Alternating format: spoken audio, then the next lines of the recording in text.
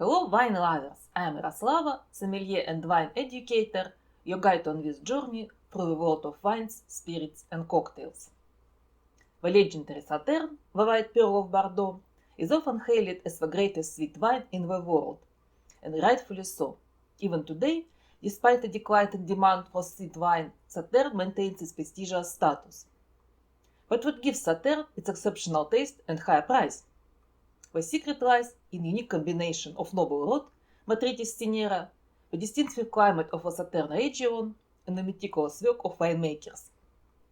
The taste of naturally sweet wines, apart from oriental characteristics, depends on the technique used to retain higher sugar level during production. For high-quality sweet wines, grape must accumulate so much sugar that fermentation halts naturally before all sugar converts into alcohol. There are four primary methods to achieve this, all based on removing water from the grapes to concentrate sugar and aromas, each method imparting its own distinct character to the wine. However, the rarest, most labor-intensive and hardest to control method is use of noble rot, Botrytis cinerea. The malt Botrytis cinerea is not uncommon in vineyards. It appears on grape berries frequently.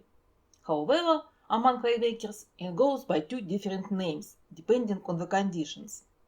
Grey rot, if Botrytis develops before the grape fully ripen, especially in damp rainy conditions, it destroys the harvest. Winemakers actively combat it in this form. Noble rot, under very specific conditions, the harmful enemy transforms into the most valuable player. When Botrytis infests fully ripened grapes, under a long dry autumn with sunny days and cool foggy mornings, it enhances the grape rather than destroying them. The fungus pierces the grape skins, causing water to evaporate. That leads to concentrated sugar, acidity, and flavors. It also imparts unique aroma of honey and dried tropical fruits into wine. Conditions for noble rot is not occurs every year, nor does every vine or every grape bunch get affected. Because of this, the precise grapes must be hand harvested batch by batch, making the production very limited and expensive. Regions with a perfect climate for noble rot are extremely rare. Even in such locations, favorable conditions alone are not enough to produce wine from botrytized grapes. As a result, there are just a few truly great botrytized wines, and one of them is Sauternes.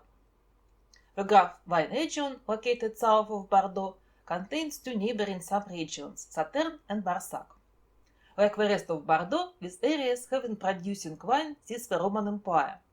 However, until the 17th century, they produced mostly dry red wines.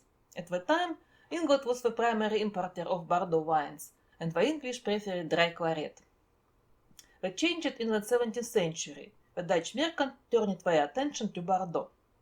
The Dutch had a long tradition of trading sweet German wines, but Germany's 30 Years' War has devastated the economy and its vineyards.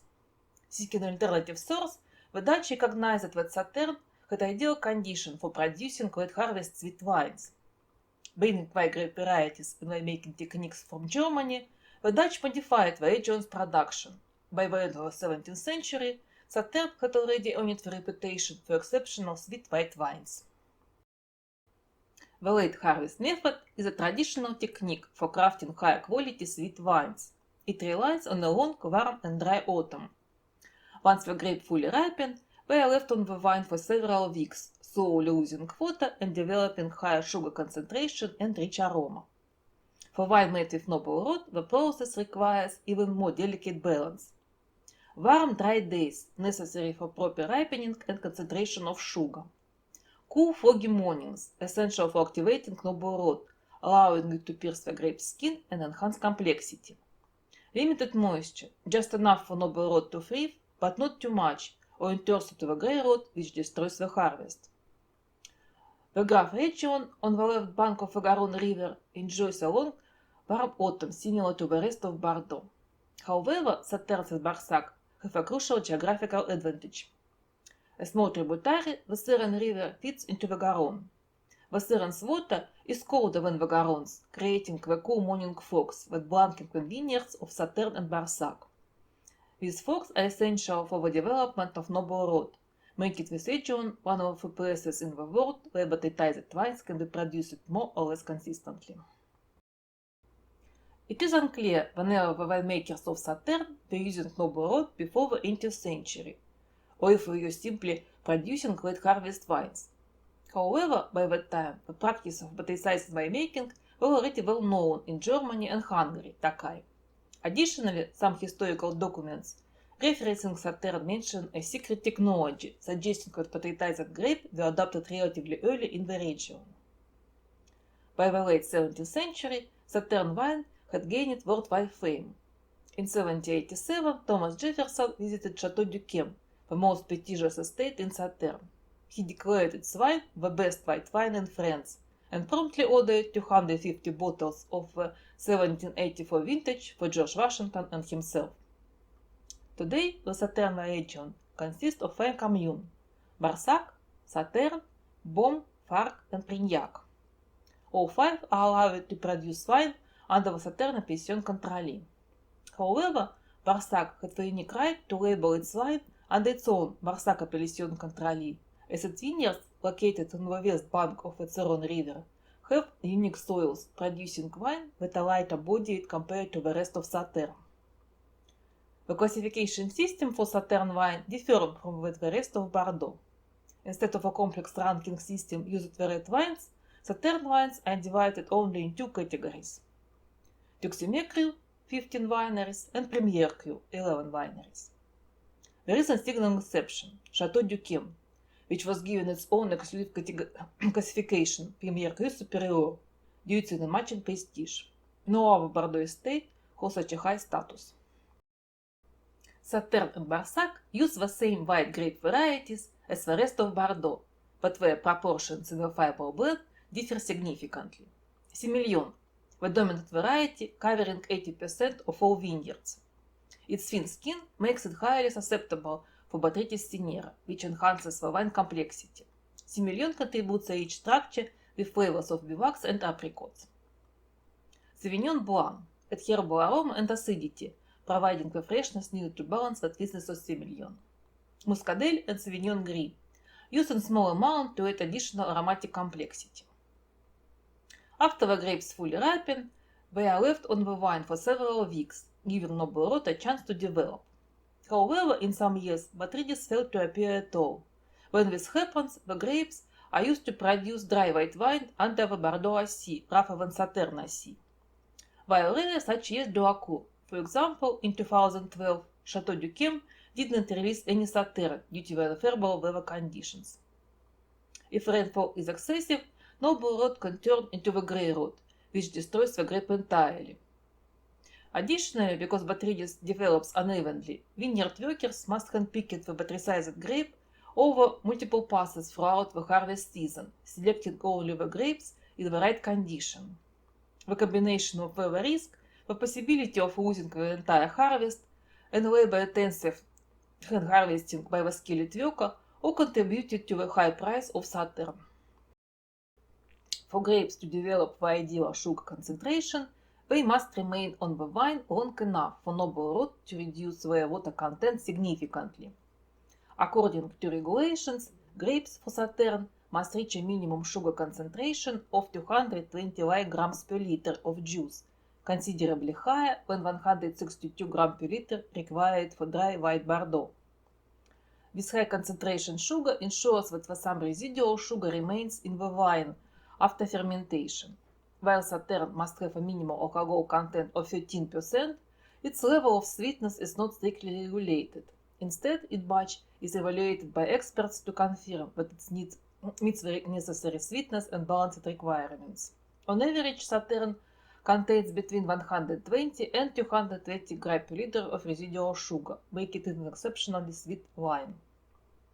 At a certain stage during fermentation, the wine is transferred into the new oak barrels, where fermentation continues.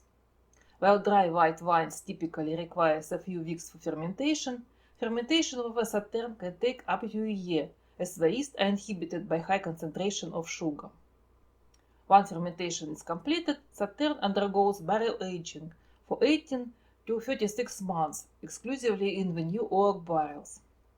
After aging in barrels, the wine is bottled and continues to develop further in bottles. While Sauterne can be enjoyed young, it is a wine that truly benefits from aging. Depending on the vintage, Sauterne reaches its peak maturity from 5 to 40 years, though some exceptional wines can age for over 100 years. The older the Sauterne, the more complex and rich its flavor profile becomes. Young Sauterne have a vibrant golden hue, which deepens over time, eventually turning into a rich amber color. The signature aromas of Sauterne include honey, apricot, peach, ginger, tropical fruit, and spices. With age, additional notes of nut and dried fruit emerge. Sauterne is best served chilled, ideally at 6-10 degrees centigrade, 42-50 Fahrenheit. Older Sauterne should be served at a slightly higher temperature. Sweet Sauterne with a rich taste can be enjoyed perfectly on its own. Meanwhile, thanks to its higher sweetness balanced with refreshing acidity, Sauterne pairs beautifully with rich, salty, and even spicy foods. Classic pair with Sauterne is foie gras. The buttery texture and savory dip of foie gras creates a perfect contrast with the wine's sweetness. Other excellent pairing are roast chicken with creamy sauce, blue cheese, oysters, spicy Asian cuisine. For those who prefer to pair Sauterne with desserts, it is a bad choice light citrus-based pastries with a lemon tart or meringue. Sauterne is known for its premium quality and high price, but enjoying a good bottle does not necessarily require robbing a bank.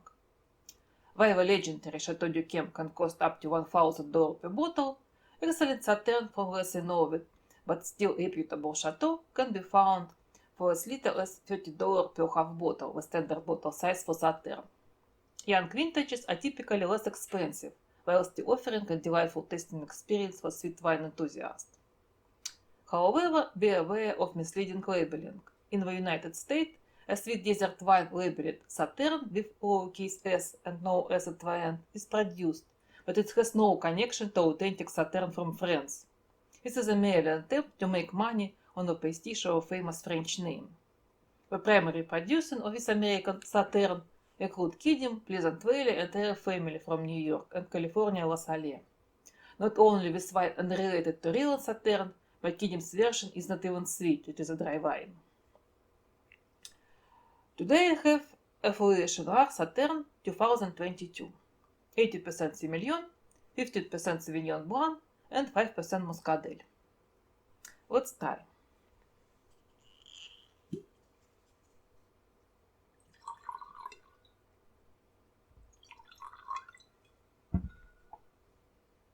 This one for you, this one for me. Yellow straw color, yes, it's young Sauterne.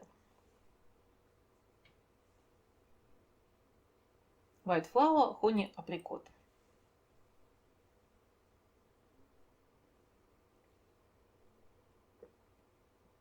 Bright notes of citruses and apricot jam. Perfect balance between sweetness and acidity. Nice young Sauterne. After 5-10 years, it will become even more complex and interesting. Still, it is good now. Stay with me, subscribe to my channel. Feel free to ask questions and don't hesitate to support me. Sante!